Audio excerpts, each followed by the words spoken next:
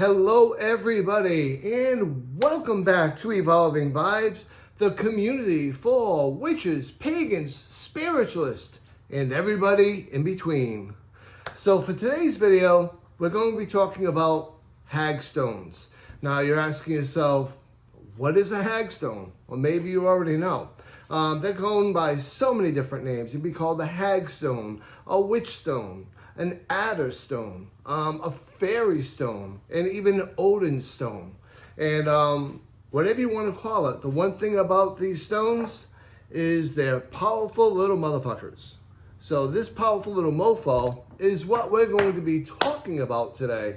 And I'm hoping the video comes out a lot more crisp and a lot more clear because I'm recording it now on my brand new phone. I got an iPhone 13 Pro Max, hi Coco, and that's what I'm actually using today for this video. Along with that, I'm back to my old wired mic, as you can probably see, because the wireless mic that I spent $200 on really sucked. And I'm sorry about the last two videos. But let's get on into this video and let's talk a little bit about hagstones. So as we get into this video and talk a little bit about hagstones, let's talk a bit about what they actually are. So this is my personal hagstone, as you can see, the hole going right through it. And I found this at one of the beaches that I frequent.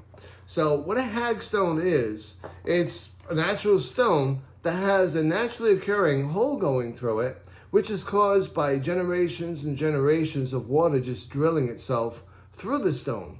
So the power of water actually creates this circular event within a stone, and for us, it's considered sacred. Now, why they call it a witch stone or a hagstone is all based upon superstition. And that brings me to another point. People many times ask if I'm superstitious, and I sort of giggle, and I'm like, I'm not superstitious. I am superstition. I'm what people are superstitious of. We all are. So that being said, the old superstition with this was old hags, witches, could actually put spells on people. And this stone would actually protect a person from ill health, bad harvests, bad luck, and a lot of other travesties that could go along the way. And the reason for that protection is said to be because we're using the power of water, the energy of water, to actually make this hole through the stone, which makes this stone quite sacred. And it's been sacred for generations upon generations upon generations. All that being said, we're going to talk a little bit now about how we utilize that in our everyday practice as witches, as pagans, as spiritualists, or, like we said earlier, anyone in between. So let's get rolling on that. First off, what do they look like and where they come from? Well, there's a lot of different varieties of hagstones. There's a lot of different ways of the water to drill a hole through any given stone. And so if you're lucky enough to live by a beach, especially a rocky beach like I am in New England, then you can come across these quite commonly. Now, I went the whole day yesterday to one of my beaches I go to looking for one, and I didn't have any luck. And probably because they just didn't want to come out and play with me yesterday. I've got a few of these actually. I've got like 5. And right now, this is one of the best ones that I could find. The others are hidden away somewhere right now in the house and can't really find those. So we're going to talk about my personal hagstone and what we do with it, as well as what hagstones do in general. So the question comes down to, how can you use a hagstone, right? So a hagstone can be used in a lot of different ways. First off, for protection, you can hang it above your door in your house. You can hang it in the center of your house. Certainly you can carry it with you, either on a twine made from hemp cord or a chain. Personally, I wouldn't use a chain with my stones because chains over a period of time will definitely damage the stone. Henceforth, I use hemp cord when I hang it in my house. Now, in my home, I hang it in my bedroom from the ceiling fan. Pretty much it's the center of the house, so it offers me protection throughout the house. Some people will use it in their yards, in their vehicles to hang and protect from. Depends on where you want to put it and how you want to put it, really. Some people and some legends have it where if you tie it to a bedpost or to your bed in your home, it's going to offer you fertility. Giving it to someone that's got some ailments, it's going to help them feel better because after all, it's a healing stone.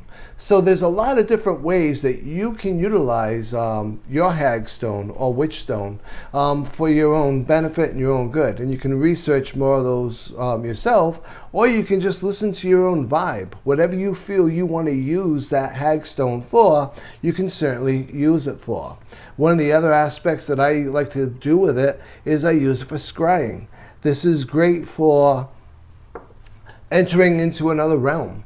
Some will call it the fairy realm, some will call it the spiritual realm, but certainly on a full moon night or a moonlit night with some candles around and some incense, you can certainly utilize this to help scry, to help meditate, and to help get you into another realm for your own benefit, for the benefit of other people, or simply to communicate. It's all up to you. All of this is really all up to how you want to use it.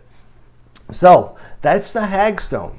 And what we're going to do now is I'm just going to switch over to some video shots of me on the beach from yesterday, just enjoying the weather, enjoying the grounding that I was getting while I was searching for hagstones. And I hope you enjoy the rest of this video, and I look forward to seeing you on the other side of the camera. Hello everybody, and welcome back. Today I'm at one of my favorite beaches, and what we're going to be doing is looking around for some hagstones. So let's see what kind of hagstones I might be able to find at my beach here in Swansea, Massachusetts. And I'll see you just in a little bit. So the beach was sort of a bust. I did have a lot of video footage, but it was basically me just walking around the beach aimlessly looking for witches stones. So that being said, I ran across this guy who was making himself a really cool lunch, and so I decided to just close out this portion of the video with this guy preparing his lunch. I just loved how he kept putting it in water, getting it all salty, getting it all rinsed, and then would go for it and just eat it on up. So that being said, I thought this was probably the most magical footage that I found on a beach, and I wanted to share it with you. And I do hope you enjoyed it, as well as I hope you enjoyed this video. And I look forward to seeing you in the next video. Thanks, guys. So, New England is known for its very old cemeteries. So this is one of the cemeteries that I enjoy frequenting. This is located in Swansea, Massachusetts, and it's got itself a combination of some very old stones and graves, as well as some more modern stones and graves. I wanted to bring you here because it's just one of the more beautiful cemeteries that I enjoy going to. What you see on the left there is actually the mausoleum where they would store bodies in the wintertime until the ground thawed out before they were able to bury them. And this beach, yeah, right. This cemetery itself has a lot of different styles of stones, and I thought with the sunset the way it was, this was going to be a beautiful making for a video. And so here we go. So this is one of the older stones that you'll see in the cemetery that I'm at. This person passed on in 1790, so definitely a long time ago. When you look at the stone itself and the handiwork, let's remember that this was all done by hand. And look at the carvings on this stone. It's absolutely amazing and impressive. And there are stones that are even older than this in other cemeteries that I go to that date back to the 1600s. This one is definitely one of the oldest ones in the cemetery that I'm at today, and I thought it was really cool. Hope you like it. So this area of the cemetery is a far corner, and this is one of my favorite places in the world to go to just to sit, relax, and meditate. As you can see, behind the cemetery is this wonderful field, and at sunset, it's absolutely amazing, and in the moonlight, it's absolutely amazing. And what you see before you, right there in that corner of the stone wall, is where I usually sit just to meditate. I've got this giant tree right near me, and I've got the field behind me, and I have the cemetery in front of me. And it's just a really magical place to ground, recharge, and communicate with the spirit world and with ancestors. So as you can see, just gazing off into the field can just put you into that magical meditative state, which will allow you further enchantment to deal and work with the spirit realm. But definitely one of my most favorite places to go to in all of New England, as you can tell just by how beautiful it actually is. So this was one of the stones I was drawn to yesterday when I was actually doing the recording for this video.